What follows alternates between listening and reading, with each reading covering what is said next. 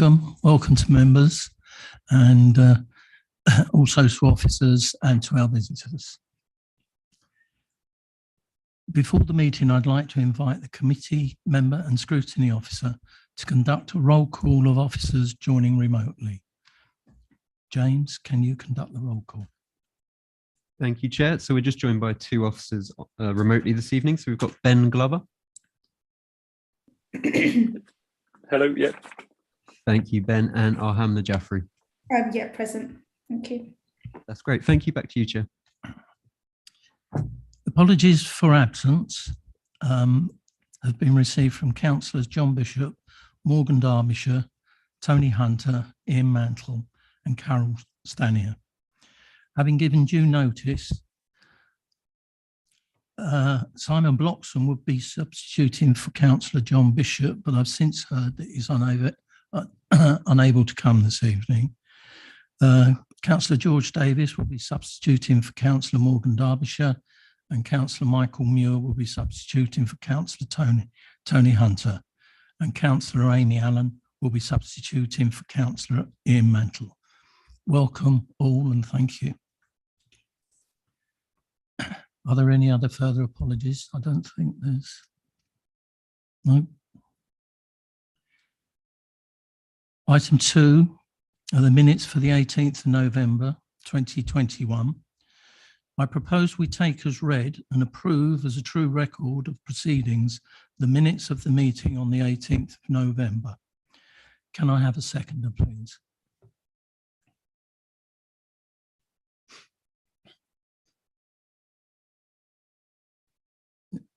Thank you, David.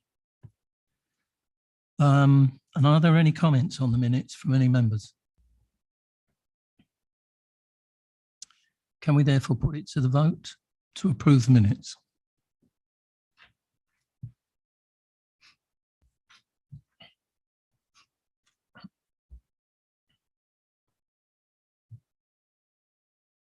Chair, that motion's carried.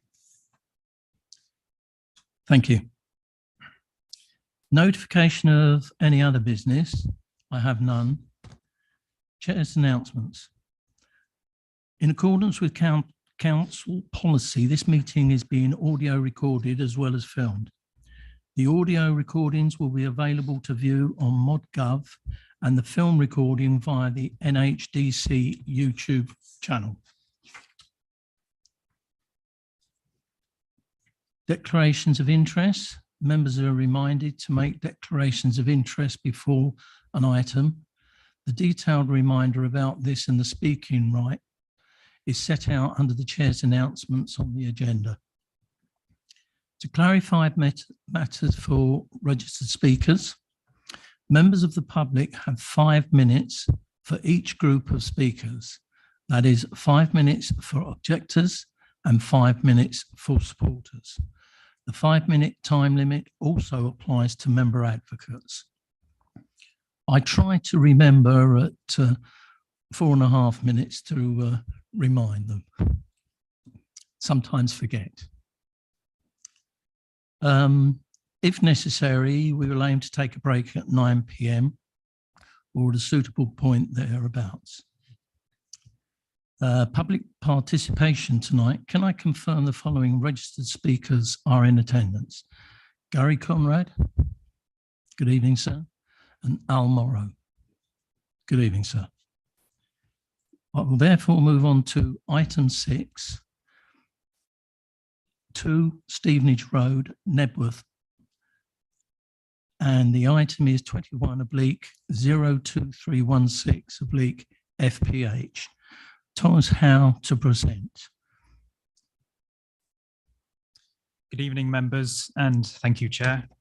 There are no updates for this application since my recommendation, though there is one piece of information, which is since the parish council objection, I received an amended scheme from the agent just to ensure there was no overhang on the party boundary with the footpath serving Nebworth Recreation Grounds.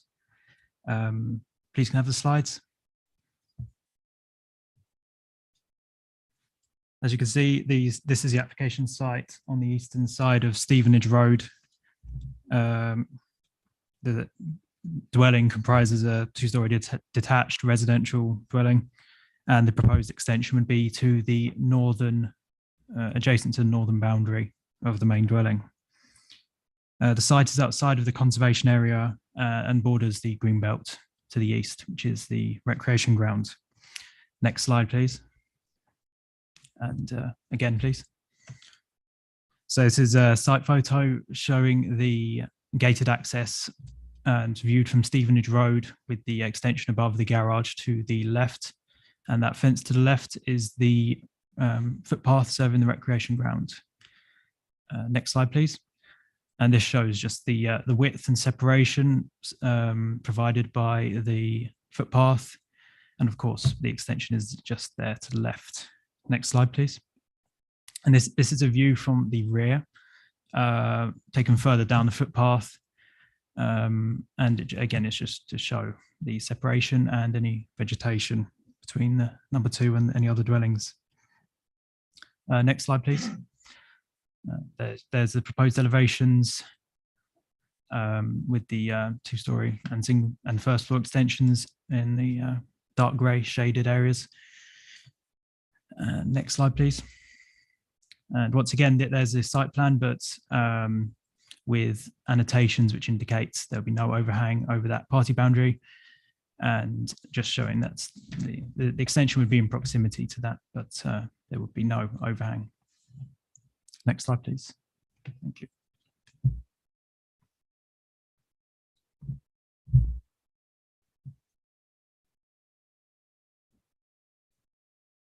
That's everything.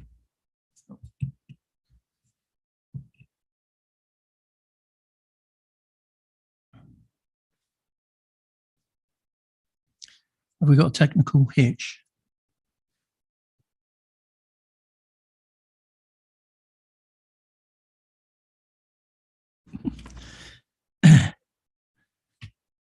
Thanks, Thomas. Are any members got any questions of our officer? Councillor Tom Tyson. Yes, just briefly. I noticed that the parish council described the footpath as narrow. Do we know the actual width of the path? No, not personally. Okay. No. No.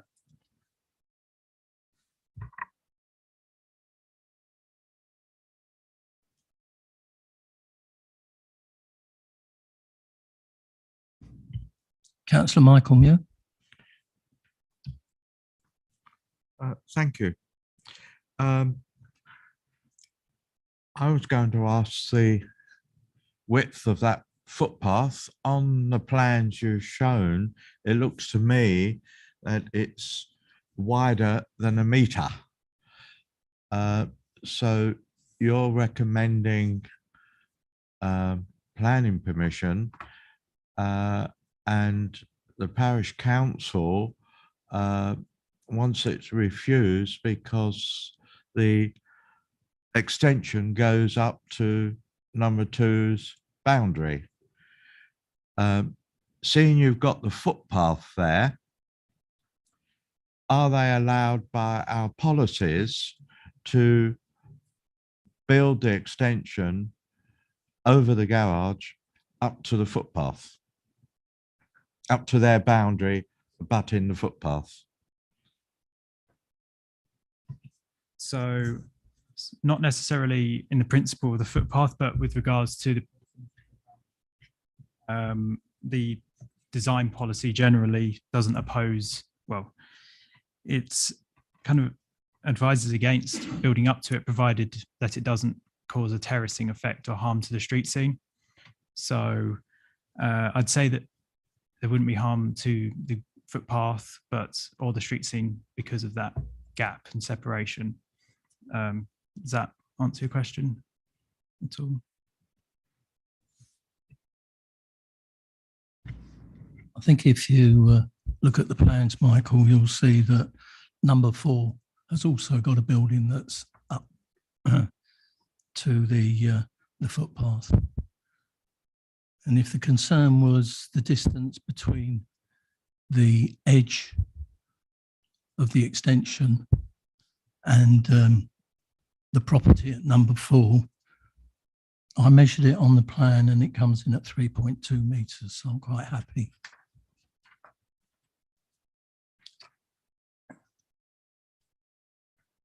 Any more questions for our officer?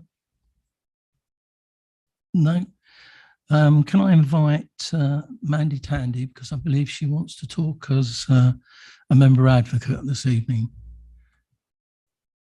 Chair, thank you.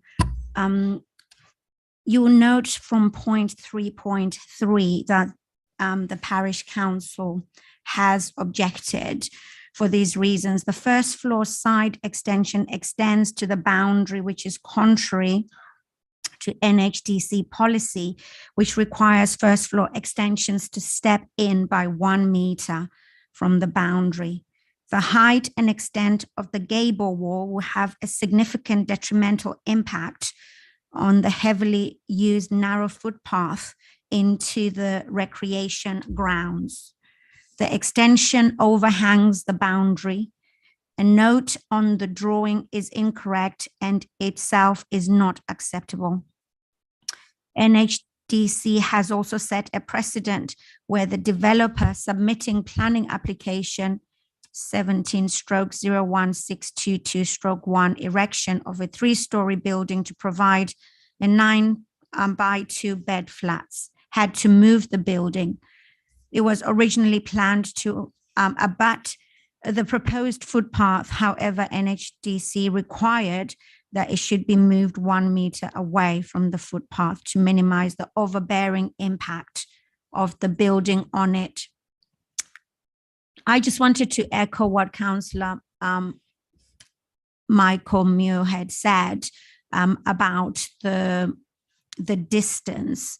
I suppose the question that I had was similar from that point 3.3.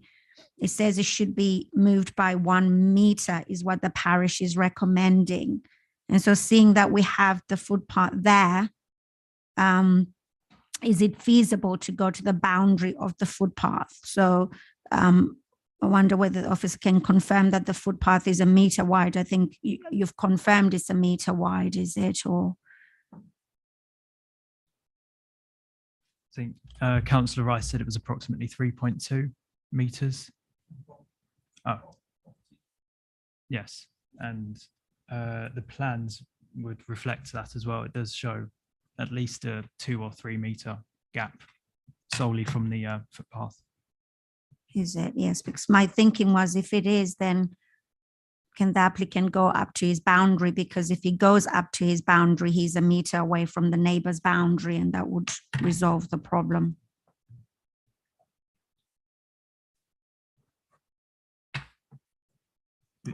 Are you suggesting move it away from the boundary with the footpath That's to correct. the north? Oh, sorry, Chair, there shouldn't be question. I'm afraid it's the 5-minute advocate speaking time, and they can speak, and then you'll be called back to make any further comments. Thank you. Yeah, so I think that concludes. I've read the application, and I still agree with the parish recommendation of refusal for this application. Thank you. Thank you, Mandi. Have you anything further to say, Thomas? Nothing more, no.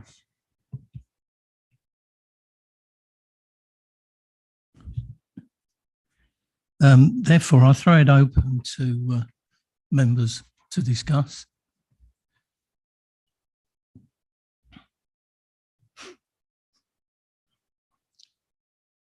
Councillor Muir. Thank you, Chair. There's a recommendation that the window overlooking number 4 should be a glazed window. That's in the conditions, but if that window can be opened, then the next door house number 4 can be overlooked from someone looking out of that open window. So should there be a condition that that window is to be fixed so that it can't be opened, added to the condition of the glaze window?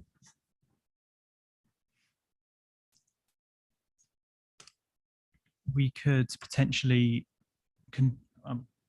we may be able to condition, say, that it's non-opening or non-opening below, say, 1.7 meters above the floor level of the room it serves. So that could be a potential way to just ensure there's no overlooking from an open window that's side hung, perhaps. So that, I think that would be my answer to that, really. Would that satisfy Councillor Muir? I find it very difficult to listen to Thomas. He's quite, it's not a loud speaker, so I didn't quite hear all of that. Did you want me to repeat it? That's again? great. That's I suggested that we could amend the condition to be either the windows fixed or non-opening below 1.7 meters above the floor level of the room it serves. So that would, rather than be side hung, it could be, say, like a fan light or top hung. Or as you say, it's fixed shut to ensure there's no overlooking from anyone using that room to the side. what that use of that room is. Is it a bathroom or bedroom?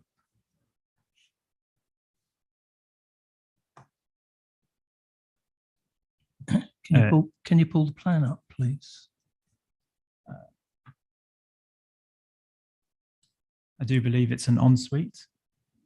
Yes, I do believe it's an ensuite bathroom. Ensuite, yeah, okay. Yes, I think if the rest of the committee agree, I think we should have that as non-opening.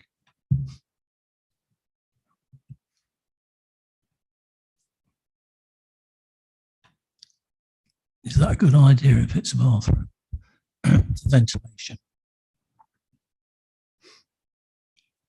Although there should be an extractor fan in it anyway. So it could be obscure and fixed. Can we put that in as a recommendation? Okay.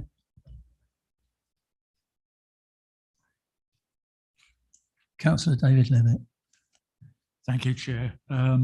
I've been measuring the bits on Google Earth while we were talking and everything. I make the footpath about 1200 mil wide at its narrowest point. Gap between the two houses nearly 3.6 metres, so there's a fair gap between them. I'm not sure if somebody could explain to me that. The house next door, number 4, the bit that runs alongside the footpath seems to be an extension or a garage rather than the house itself. The main dwelling seems to be further away from the footpath, and then the bit next to the footpath appears to be a garage type building with a pitched roof, double pitched roof, and then a flat roof behind it. I'm not sure if that's part of the main dwelling or not. Can't really tell from the photos. I believe that the main dwelling was set a bit, yes, I believe the main dwelling is kind of on its own a bit, and then there's perhaps, say, ancillary buildings up against the boundary.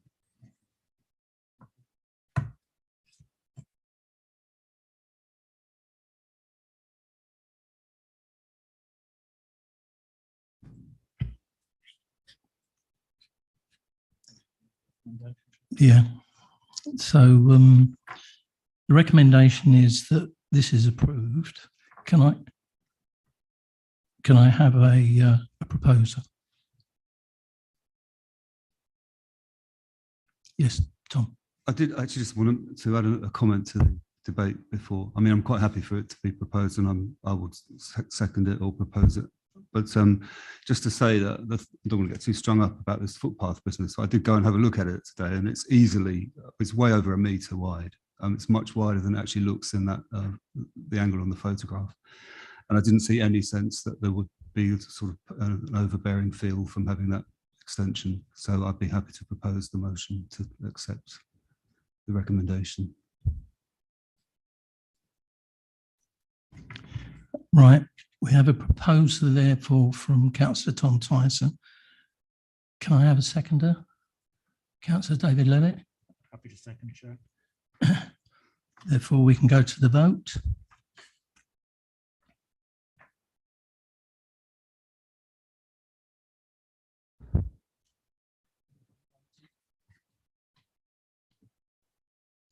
Chair, that motion is carried.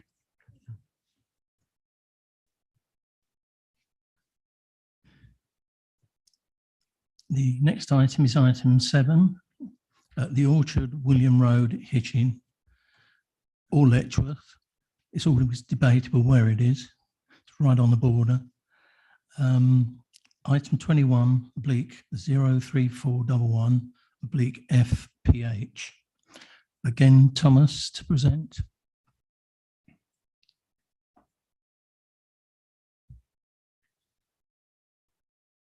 Thank you, Chair. There are no updates since my initial recommendation, and the application is before you due to the site area and development size exceeding the requirements for a delegated decision. Therefore, it's come to committee. There you go. So that is the application site to the north of William Road, with main dwelling in the middle and other ancillary buildings out to the front. The site is set within the Metropolitan Greenbelt and is bordered by Letchworth Golf Club to the north. And as existing, the dwelling comprises a detached 2-storey residential home with, like a office outbuilding kind of thing to the front, and another annex to the front. Next slide, please. Next slide, please. So this is the approximate location of the tennis courts, with the white poles sticking up from the ground, showing the rough location of where the tennis court would be, with the conifer trees pictured being retained as part of the application. Proximity to the main dwelling of the tennis courts. And next slide, please. And this is just looking back towards the access track with a gated access, and there's that ancillary building to the right. Next slide, please. So this shows the location of the tennis court, and the arrows to the northern part of the tennis court just show some, like a mound that will be erected as part of the landscaping for the tennis courts. Of course, with the conifer trees shown being retained. Next slide, please. And these are just elevation plans showing the tennis court in situ on site. And yes, so that's a chain link fence that's proposed, and the mound is to the right, or the sloping part of the elevation. And I think that's it for the slides. Thank you. Thank you, Thomas. Have members got any questions of our officer? Councillor Ian Moody. Yeah, just to clarify, it's not a floodlit tennis court in any way, shape or form, is it? No, no, and there is a condition attached to restrict any lighting Lovely, on the thank tennis you. court.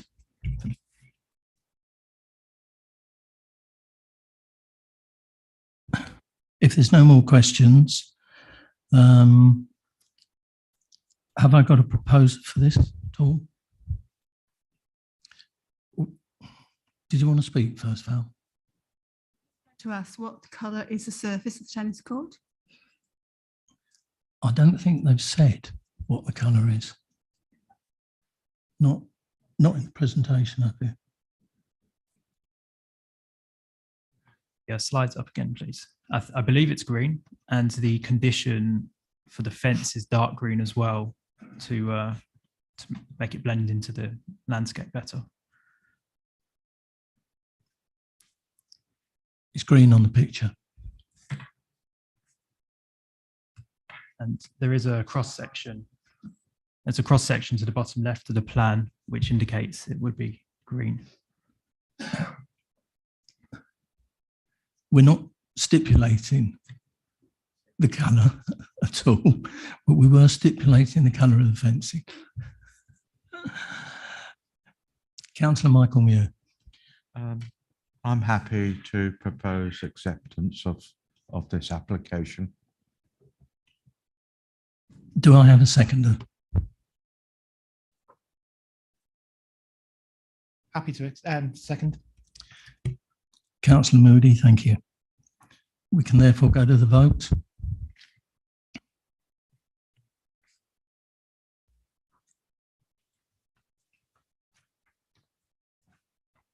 Chair, that motion's carried.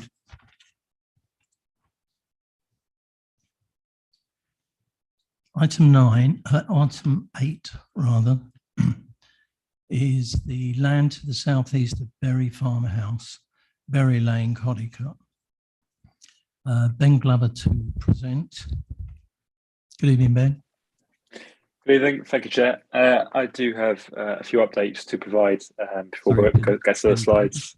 Ben, can you just wait a second? Ben, can you just Oh, hang sorry. on a second? Chair, just, I call this item in, so I'll be speaking on it and then leaving. I've got an interest in it.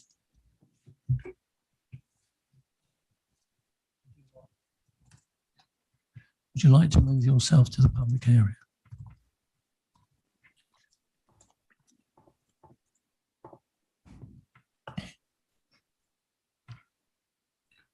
Can I also request, after exercising a speaking right, if you can kindly leave the room before the debate and the vote, please?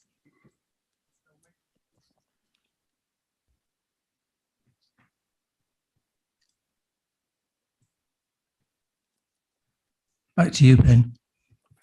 Thank you, Chair. So yes, I have a couple of updates to provide. The first one being on the website, we're showing the 9th of March consultation expiry date.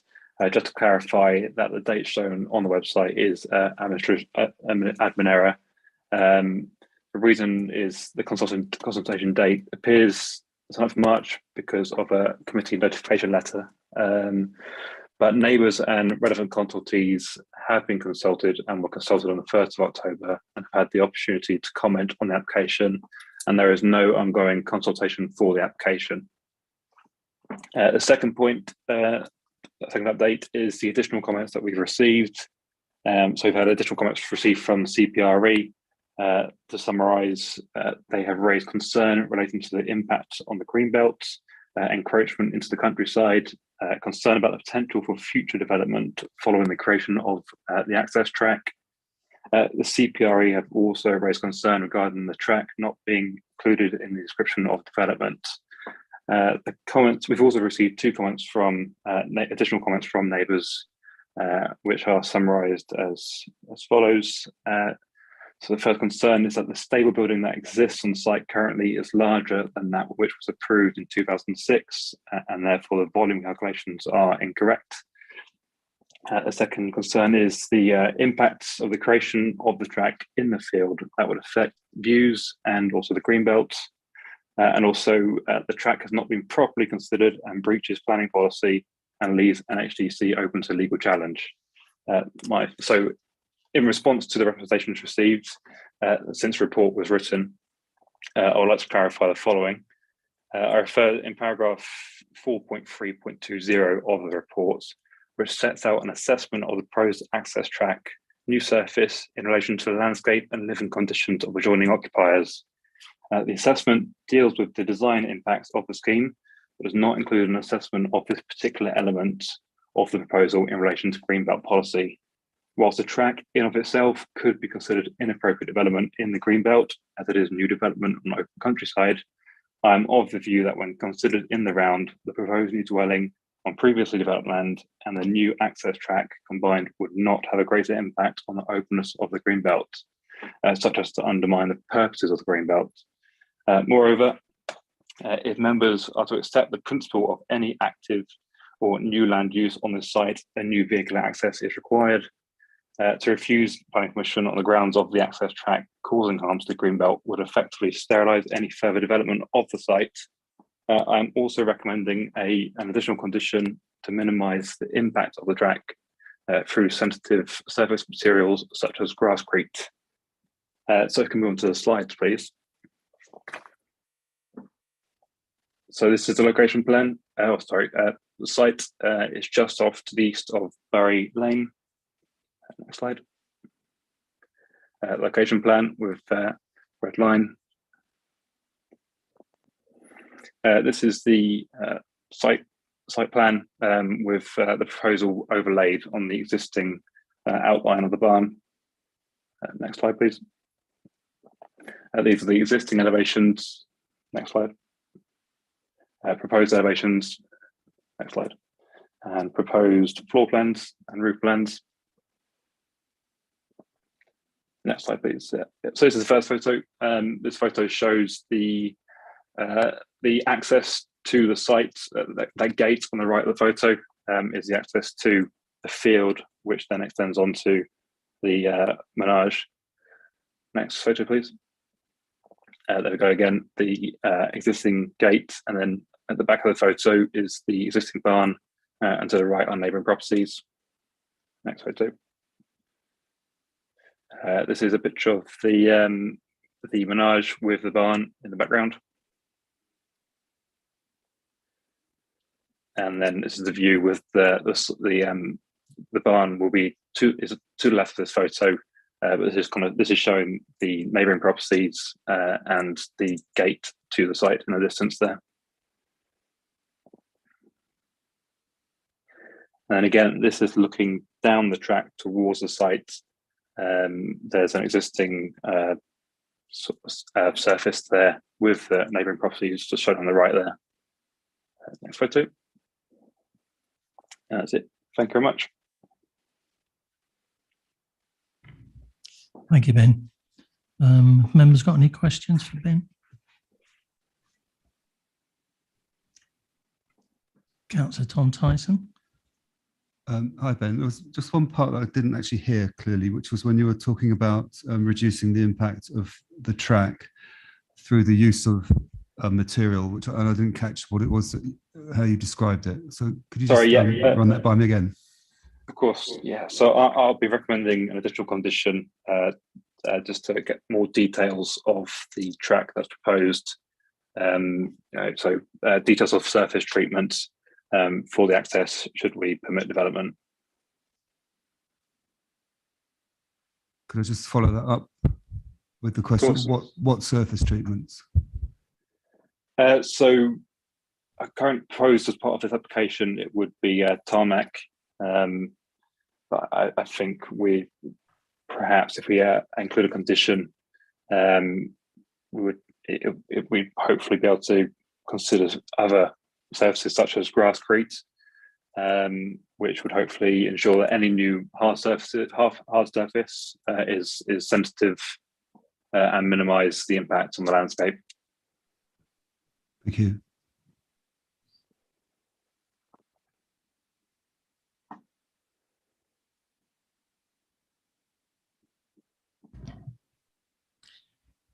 Can I now invite Gary Conrad, who will be speaking against this application?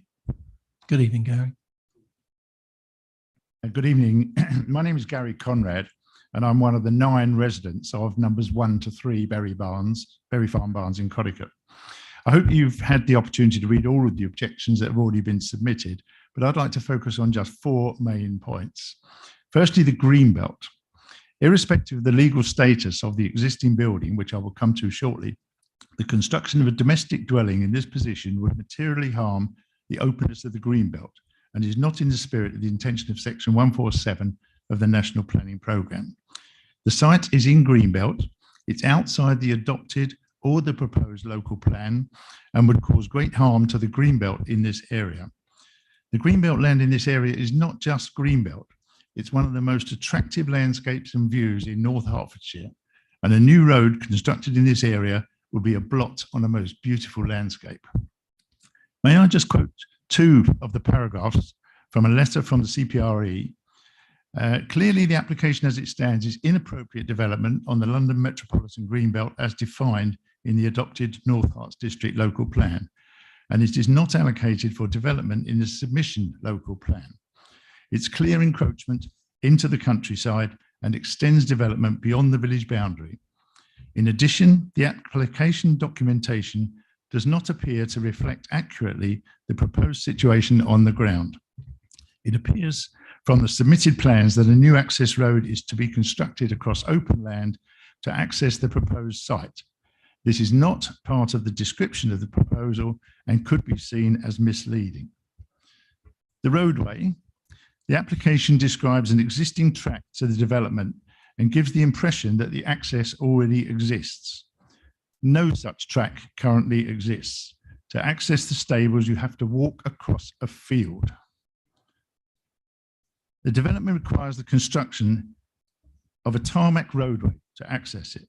This roadway will be approximately 120 metres in length and built entirely across Greenbelt land and built immediately adjacent to the line of the 3 small rear gardens of the existing houses in Berry Farm Barns, causing substantial nuisance to the amenity of these properties by way of noise, exhaust fumes, loss of privacy, security and disturbance, and visible from anyone enjoying the local public footpaths.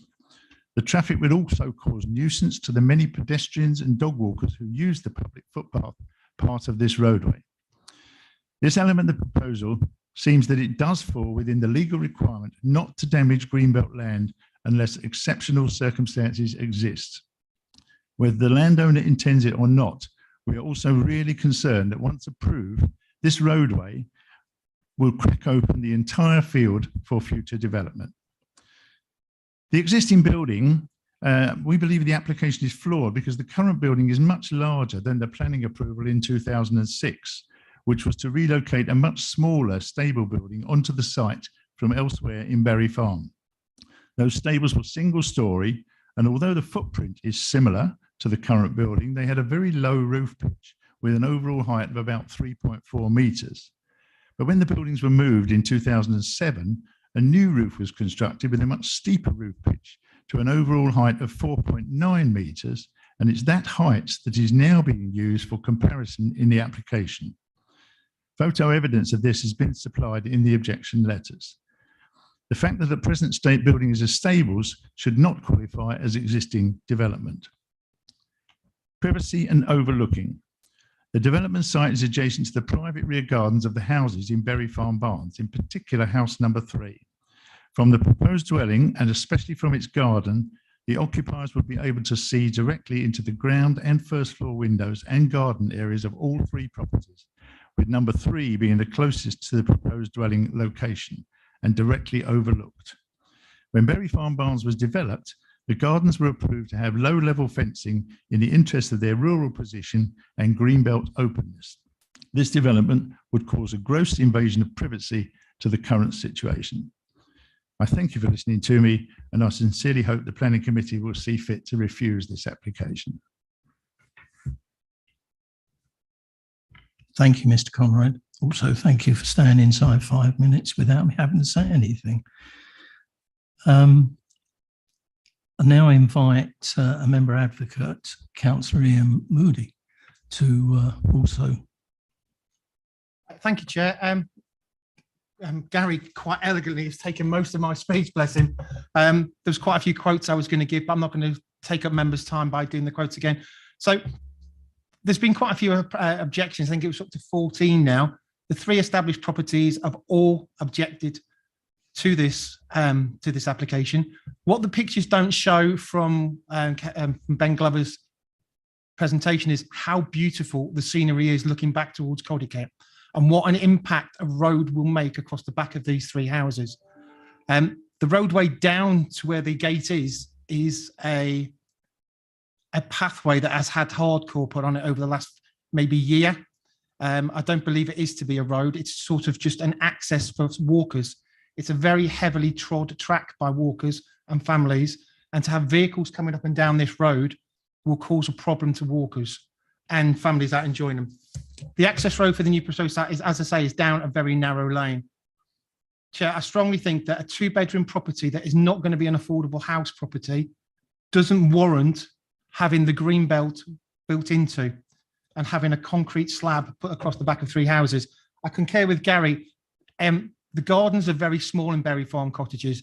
They may look big on the plan. They're not actually that big a garden at all. And to have cars driving across the back of your property will be a massive inconvenience. Now, to have a horse going across the back of your property it's probably a different outlook on it. I can't understand how a 2-bedroom property that's not an affordable home warrants exceptional circumstances to tear up the green belt and put a concrete slab across it and spoil some magnificent views of our countryside. Thanks, Chair. Thank you, Ian. Before I move on to Mr. Morrow, are there any questions of clarification for either Gary Conrad or Ian Moody? Everybody seems to be okay, except Mr. Muir. You missed me, actually. I wanted to ask a question of the planning officer. That's what I signalled for originally. Oh.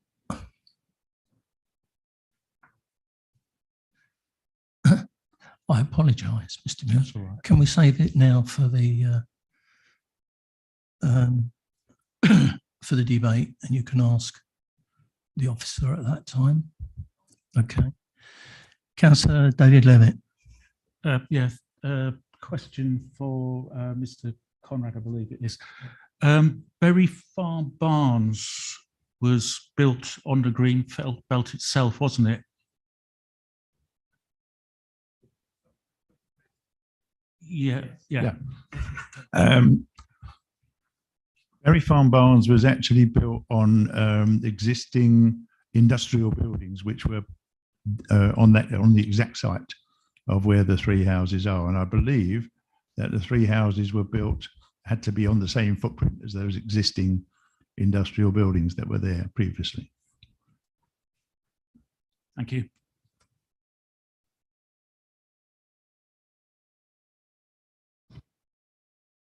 Can I now invite Mr. Al Morrow to address the committee? Good evening, sir. Thank you, Chairman. Thank you, Chairman, for providing me with this opportunity to address the Planning Committee. This proposal is to demolish an existing stable building to allow the construction of a 1 2-bedroom cottage, which will be constructed of soft red brick and timber-clad walls with Welsh slates for the roof. The existing all-weather horse exercise area will be removed and replaced with grass. The site is located on the village boundary in the Greenbelt and is previously developed land as defined in the National Planning Policy Framework.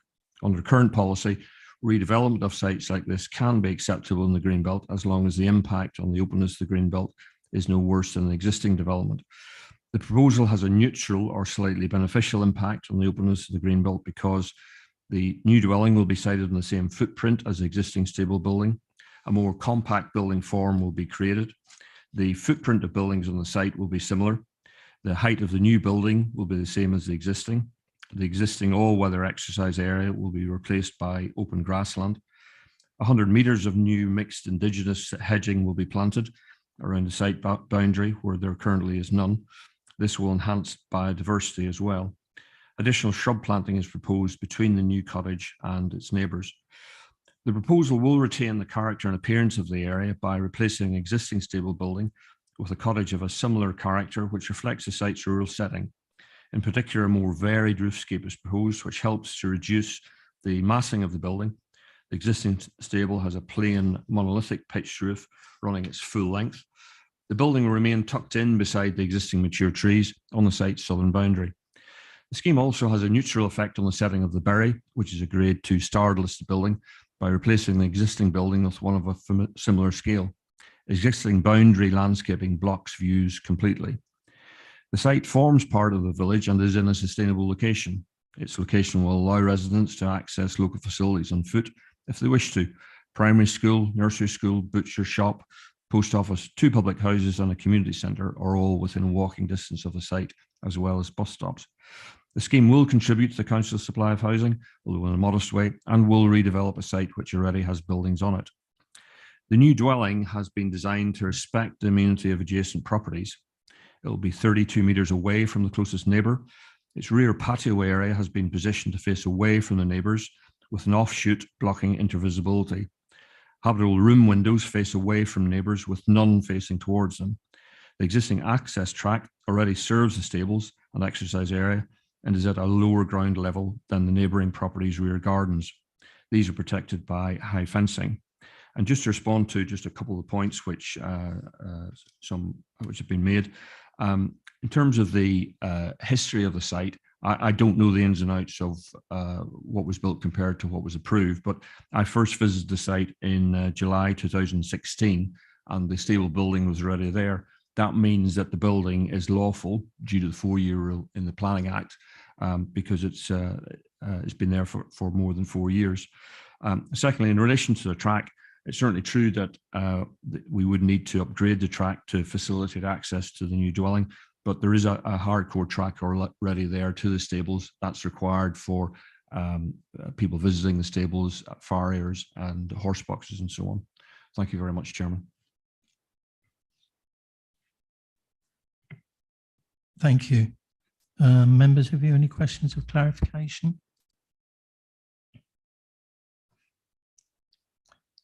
Councillor Mike Hewson.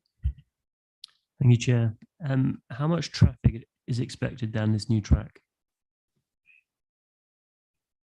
Sorry, is that to me? Yeah. So the average vehicle movements for a dwelling are usually 68 vehicle movements per day. I would anticipate, compared to the stables, the minimum you'd expect for a stable like that would be 4 vehicle movements a day, with probably additional ones as feeds being delivered and horses being taken to and from events and so on.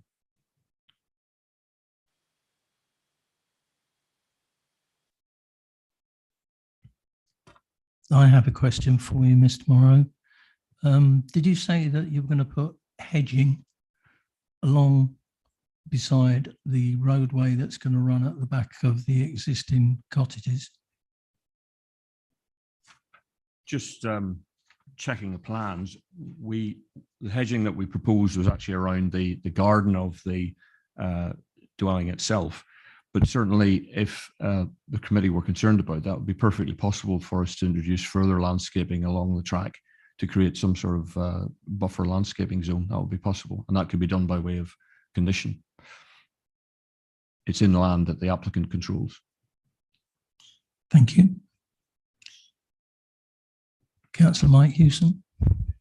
Sorry, Chair, just a clarification that you said it currently has up to 4 vehicle movements a day, but what's the anticipated use of the track in the future once this development is complete, should it be approved? What I said was the average vehicle movements for a dwelling of that size would be 6 to 8 vehicle movements per day. Because it's a small dwelling, 2 bedrooms, so I'd expect probably 6 to 8 vehicle movements per day. When you have horses in a paddock area like that in stables, they usually need to be visited at least twice a day to be watered and fed and mucked out and so on. So that usually that generates 4 vehicle movements per day minimum usually.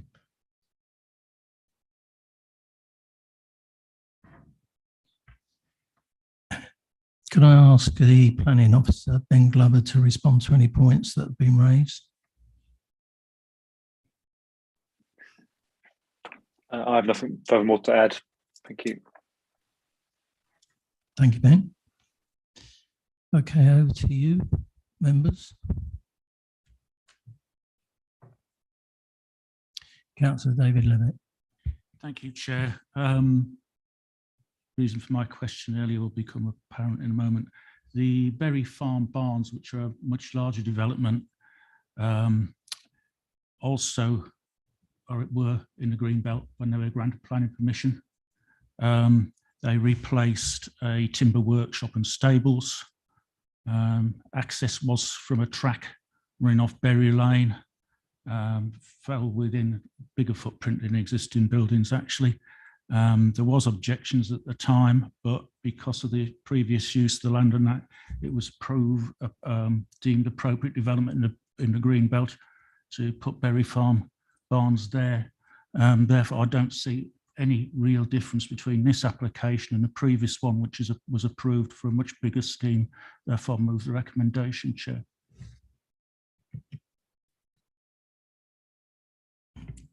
Thank you. Councillor Michael Muir, I believe you've got a question of the officer. Thank you, Chair. If you go to 3.4, highways, no comment from the County Council. Rights of way, no comment received. What is the council's policy when you're getting a new road and they don't comment? Do we actually ask them again for a comment? Because, you know, putting a new road in a virgin field, we really do need a comment.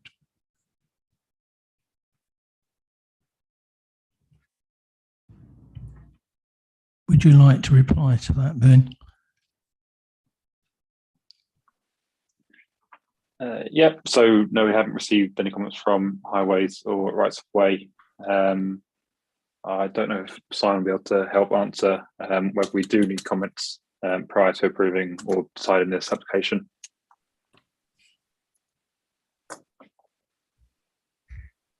Yeah, Chair.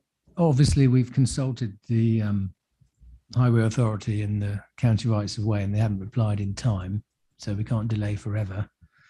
I don't know whether Ben's done any reminders, but we're not looking at essentially a new road for the highway network. We're just looking at a new domestic sort of access to the existing highway network. If you look at the red line plan, it joins right up to the highway. So everything within there is only related to traffic that comes in and out of the one dwelling that Almero mentioned, and the traffic movements are very minimal. So I don't think there's any risk that the Highway Authority would have raised an objection to this development, in my opinion.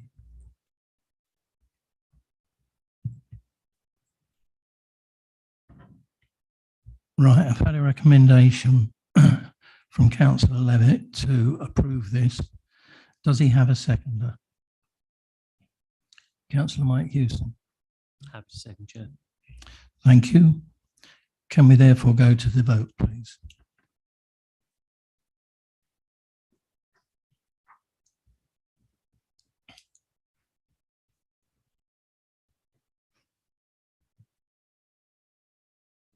Chair, that motion is carried.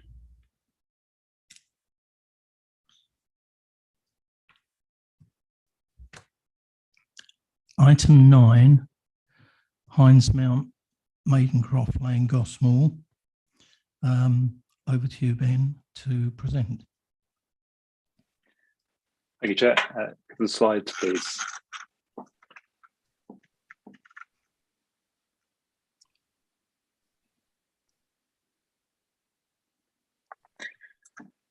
Thank you. So this is an application for the felling of one silver birch tree in the rear garden of the property. If you can move on to the location plan. Yeah. Can we just hang on, though, please? Sure. We've lost a member. I think somebody's just gone. Michael.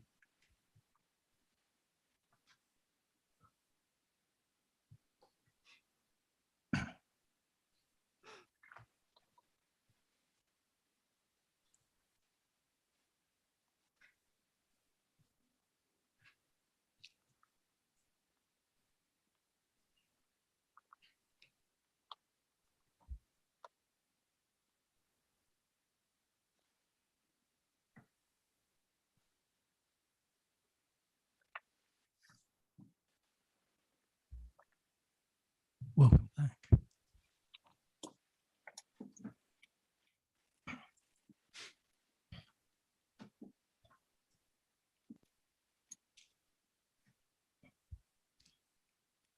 Okay, Ben, you can go ahead now. Thank you. So yes, this is an application for the felling of one silver birch tree in the rear garden of the application property. The site is on the north side of Maidencroft Lane. If we can move on to the next slide, please.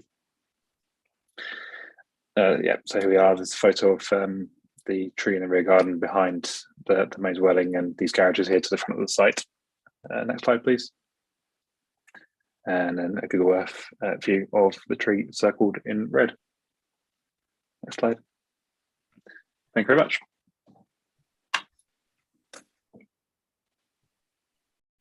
Thank you, Ben. I assume this has come to us because it's the property of a member of the council. It's not got a PTO on it, has it? No, it's a tree in a conservation area. But yes, it has come into us because we have a member of the council. Thank you. Have you any questions of Ben?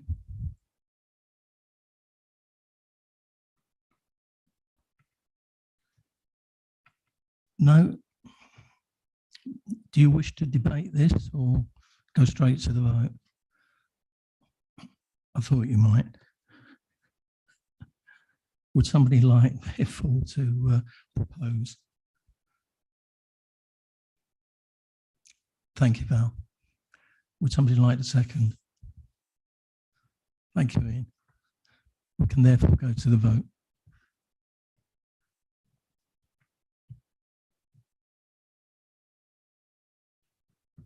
Chair, that motion is carried.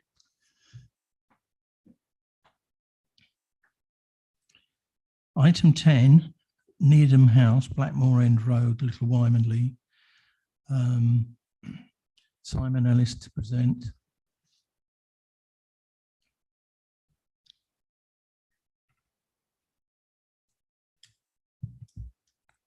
You declare an interest. Yes, Chair. As one of the councillors who called this item in and wishing to speak as a member advocate, I believe I should move to the public area and then excuse myself for the remainder of the item. Okay.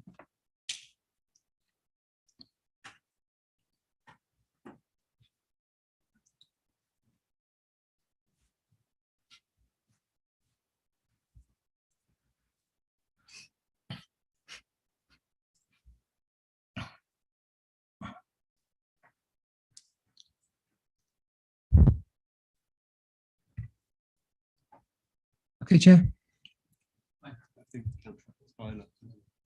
Oh, sorry.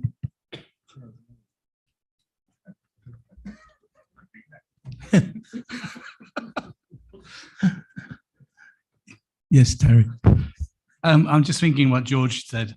I'm actually the other councillor for Chesterfield that covers this area. We have had a number of complaints over the years about this, their conduct and not completing their events by certain times. So maybe I should actually do the same and withdraw. Do you consider that you're predetermined then on this item? Probably, yes. Then it's a good idea that you withdraw. Okay.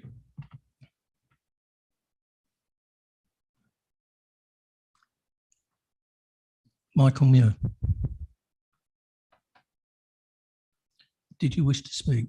No, not anymore. I think that's from the last vote. That light is still. Okay, fine. Councillor Tyler, if you are withdrawing from the item and do not plan to speak in our public participation section, can I ask you to leave the room? Thank you.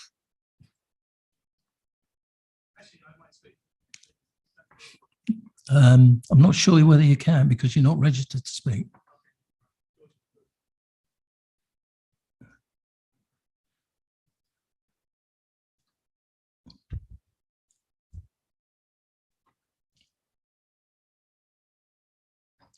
Right. Would you like to try again, Simon? Yes, thank you, Chair. Just before I go to the slides, I'll just correct a mistake on page 52. That condition doesn't read properly. It says the occupation of the marquee should be limited to no later than 11 a.m. or before 8 a.m. It should be 11 p.m. And just a slight update on that as well. The applicant has read the report and requested that be extended to 11:30 p.m. But having discussed with Chair in the briefing, I'm of the view that we'll just keep it at 11 p.m. if members were minded to grant permission for this marquee. So can I take the slides then, please?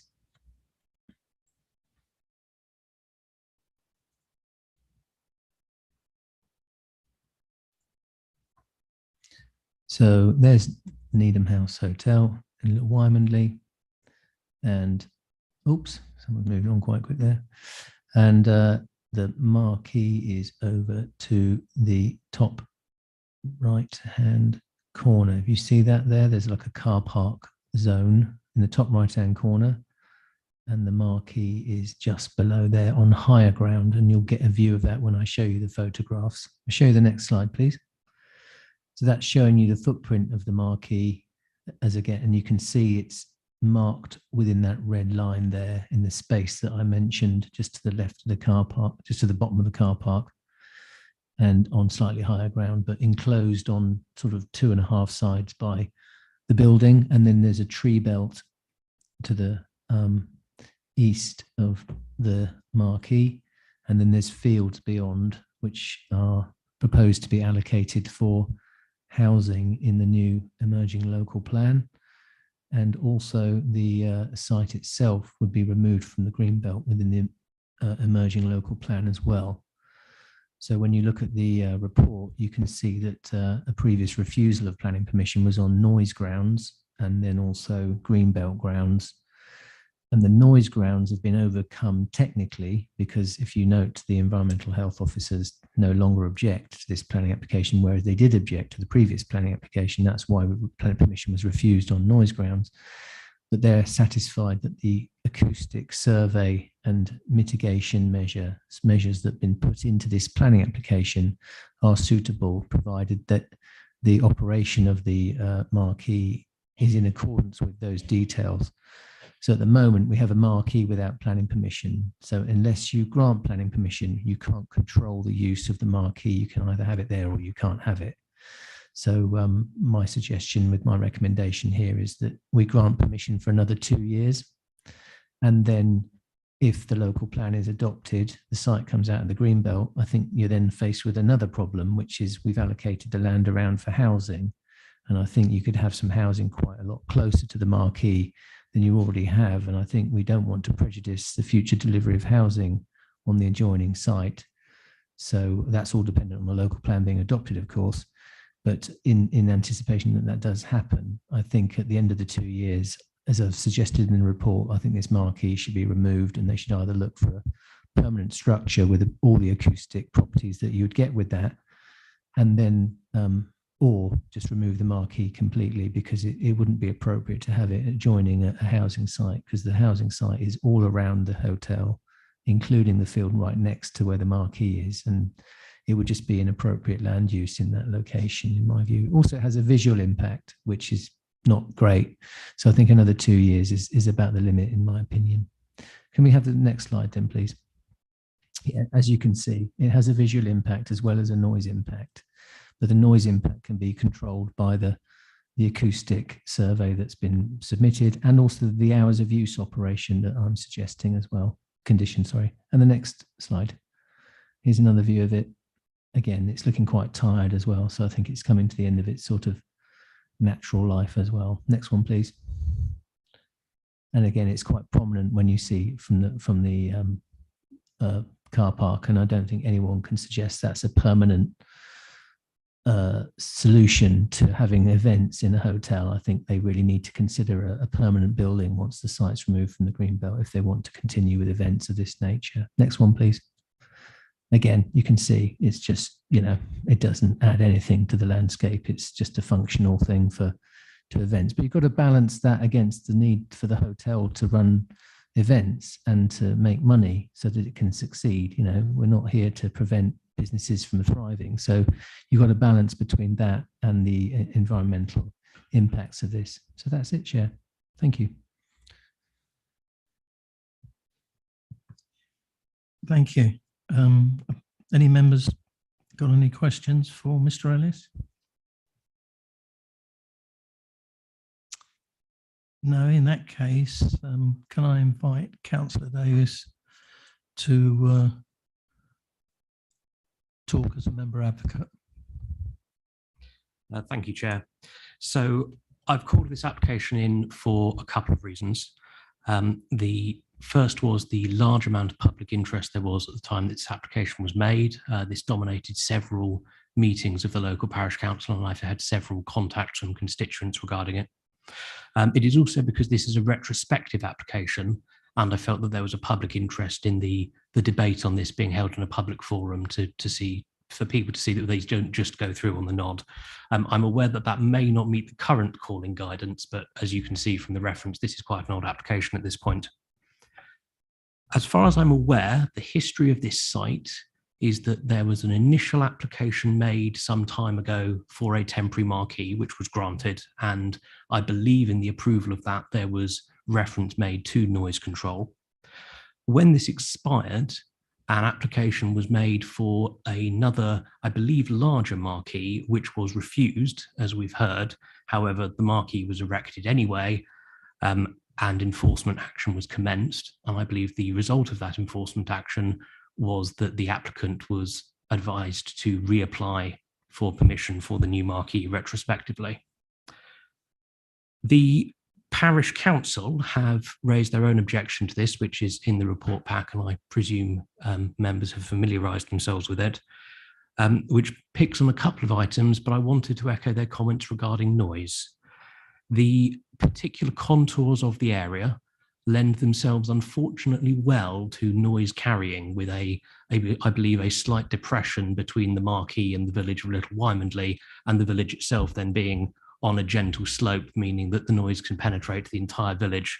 In fact, I was attending a parish council meeting in Wymondley talking about this planning application, which was then disrupted by loud event noise from some location, which was clearly audible throughout the school and the surrounding residential area.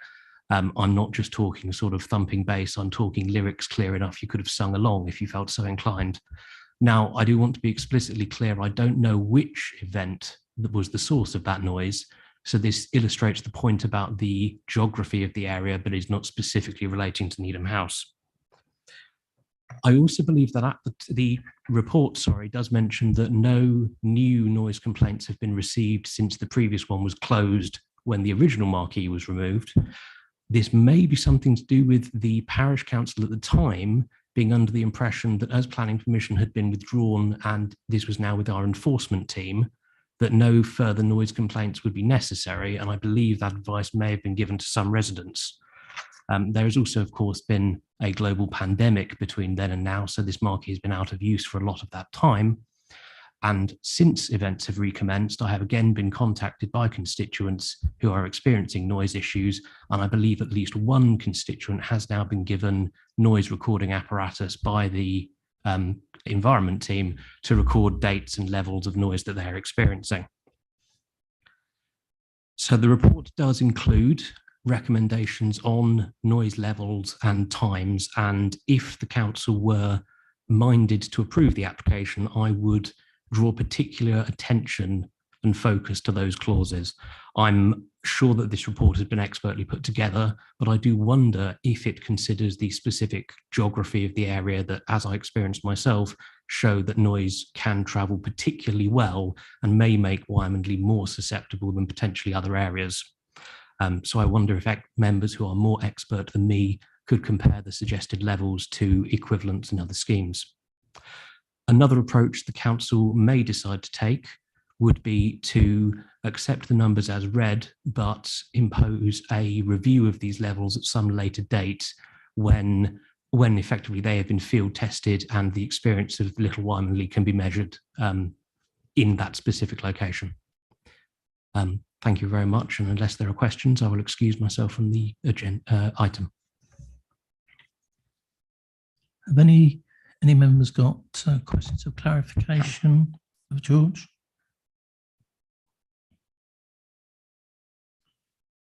Okay. Mr. Ellis, would you like to respond to any of the points raised? So if I may, Chair, I'll just come back on one or 2 points there. I'm not aware of any enforcement officers ever telling people not to complain. I don't, not saying that it didn't happen, it just seems highly unlikely. And that's not the way council officers operate. If someone's got something to complain about, we're not going to tell them not to complain. But also on a related aspect, of course, noise is also controlled under the Environmental Protection Act. And Councillor Davies did actually mention that if there have been some new complaints, some residents have been given diaries to fill in and record the noise nuisance that they're experiencing. So our environmental health team do have powers to go out to noise events and serve noise abatement notices. So even if you were minded to grant planning permission for this development, if in the future it does generate noise complaints and those noise complaints are deemed to be a nuisance, then the council still has powers to put noise abatement notices and cease noisy activity within the marquee. So you have the double control of the conditions I'm recommending, the time limit I'm recommending, and also the noise nuisance powers that already exist under the Environmental Protection Act, which would operate in any circumstances. So I think given that, plus the fact that, as I'm saying in the report, I really think that the noise climate is going to deteriorate even further if you get housing nearby within the next couple of years or so. I think the operators of the hotel need to be aware that at the end of, if members were minded to grant this, at the end of this period, we'll be seriously looking at a more permanent solution to their events calendar rather than this marquee that's just been hanging about for a long time of various sizes and forms. Thank you, Chair. Thank you. We're asking for 2 years for this to be there. Would there be any advantage to changing it to 1 year? Sorry, is that a question to me, Chair? Yes. Sorry. Of course, it's within your power to grant a temporary permission of only 1 year, if that's what you feel is appropriate. I just thought 2 years was appropriate, given the length of time it would take for the plan to be adopted. If it's adopted, then for planning applications to be submitted for the housing, and then for the housing to start being developed nearby. I don't think that would happen within 1 year. And I'm concerned that if you did grant a 2-year permission, because the applicant has informed me that they'd be quite comfortable with a 2-year. If you note, they actually applied for a 5-year permission in 2019. So that's already 3 years ago. So 2 years would sort of give them what they've asked for. And if you give them a year, I expect they'll be coming back with another application. Or you could go down the route that Councillor Davies was suggesting. You could suggest that there's a review of noise mitigation at the end of year 1, and that the applicant provide an update. And you could probably word a condition along those lines if you're particularly concerned. It might be a bit clunky, but that's a possibility. Yeah, both of those options are available to you, but my recommendation is a further 2 years, and then to pretty much make the argument that it should be removed completely. Thank you. If I throw that open to debate, has anybody got any views on this? Councillor David Levett. Thank you, Chair. I had some problems with this one when I first read it, mainly because there was a marquee that was taken down, then reappeared without permission, even though it was refused permission. And then the report from the noise people is dated, says a date report, January 2020. So the last report was actually, the report from Environmental Health is actually 2 years out of date. They haven't updated it since going by that. However, it probably wouldn't have been used much in that time because of the COVID thing. And the rather bizarre thing with this one is they could have actually applied for the marquee under emergency powers as an entertainment venue and got it without so much aggro with the planning permission, but chose not to. I do know it causes a lot of issues, this marquee. I take the point about the 2 years. That's quite a good idea because it takes them back to where they would have been if they'd got permission, which they didn't, and still put the marquee up. So it doesn't really alter that much from where they were originally. But I do like the idea of the noise mitigation measures after 1 year, a report after that. So I think on the balance, and we can't enforce it at the moment because it hasn't got permission. At least if we give it permission, it's one of these weird and wonderful ones. So on the whole, I think it's better to grant permission for the 2 years with a review on the noise mitigation measures after 1 year, I think we've got the condition in there is the marquee is actually removed after the 2-year period. I think I'm right on that one. If not, I'd like to see that put in. On those grounds, I would move that recommendation as amended.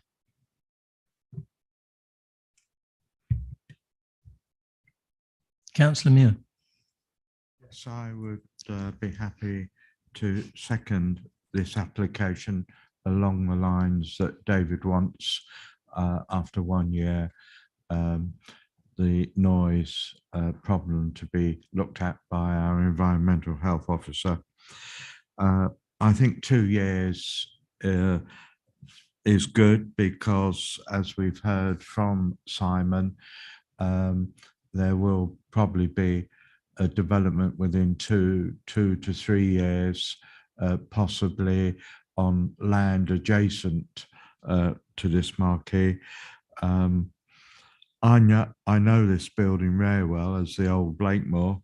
I was always up there doing photography, and in those days of the Blakemore, the marquee they had was round the back. And to me, if they come in with an application after 2 years for round the back, then that will have to be looked at then. Thank you. Thank you. Could I ask Simon to give us the wording that he thinks ought to go into this? Yeah, this does sometimes get done on sort of floodlights and things like that, doesn't it? So what you're really looking for, isn't it, is that prior to 30, so you've got condition 1, which limits it to 2 years, 31st of March 2024, but condition 2 would then say prior to the 31st of March 2023, the applicant shall submit to the council a full review of any noise complaints received during that period, with any additional noise mitigation measures as a result proposed, and then the council has to receive that in writing, review it, as Councillor Muir said, with our environmental health officers, and then if there are further measures that needed, the condition would then say, and any further mitigation measures required to be implemented prior to, implemented within a timetable agreed in writing with the local planning authority, to keep it like that. So then you've got sort of 1 season with this current mitigation, haven't you? And then another season with the with any new mitigation, and then the following season it's got to go completely, hasn't it? So sort of 3 steps, really, isn't it? I think that's what you're looking for. Are you happy with that, members? Would you like to vote on it then?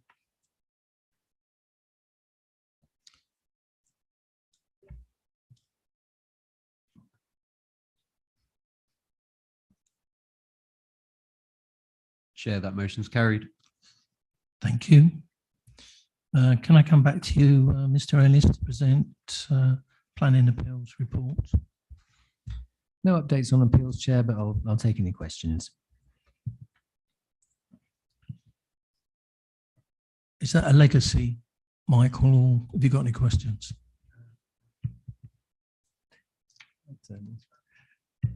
Yeah.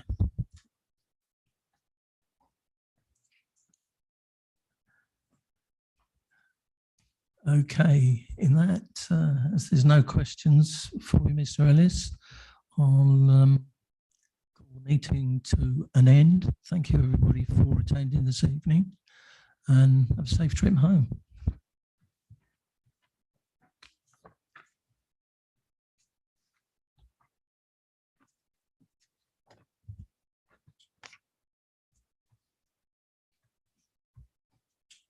Oh, they're all back now. Have you got any questions?